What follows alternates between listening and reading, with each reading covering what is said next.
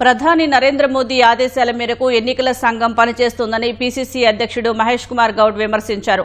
సర్పేరిట కేటీఆర్, హరీష్ రావులు నెత్తికి రుమాలు కట్టుకుని మరీ కాంగ్రెస్ ను తిడుతున్నారని మండిపడ్డారు.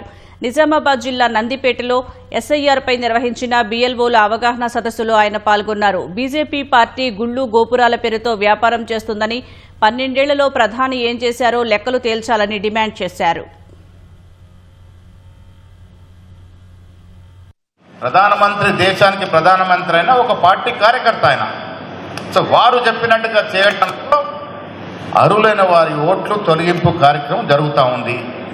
ఇలా ఎస్ఐఆర్ పేరిట టీఆర్ఎస్ బామర్దులు తిరుగుతూ ఉన్నారు, రుమాలు చుట్టుకొని తిరుగుతున్నారు. ఏం పని చేస్తున్నారు? ఎస్ఐఆర్ 2 నిమిషాలు మాట్లాడి ముఖ్యమంత్రిని కాంగ్రెస్ పార్టీ తిడుతూ ఉన్నారు. 10 ఏళ్ళ పాలన మనం చూడలేదా? మర్చిపోయారు ఎవరన్నా? టీఆర్ఎస్ పార్టీలో ఏం అరాచకం జరగలే, ఎంత దోపిడీ జరిగింది మర్చిపోయినాం. అప్పుడే ప్రజలు అమాయకులు మర్చిపోయారు. మేమేదో చెప్తే నమ్ముతారని బావ ఒక దిక్కు, బామ్మ ఒక దిక్కు. చెల్లెఅయితే వెళ్ళిపోయింది, ఆస్తులు పంచేలాగా చెల్లెని బయట పంపించేసిండ్రు. ఉన్నది బామర్దులు. ఈ బామ్మర్దికి ఎప్పుడు హ్యాండ్ ఇస్తాడో, బామ్మర్ది బావకి ఎప్పుడు చేతిస్తాడో తెలియదు. ఇద్దరు రెడీ ఉన్నారు, ఎవరు ముందైతే వాడన్నట్టుగా.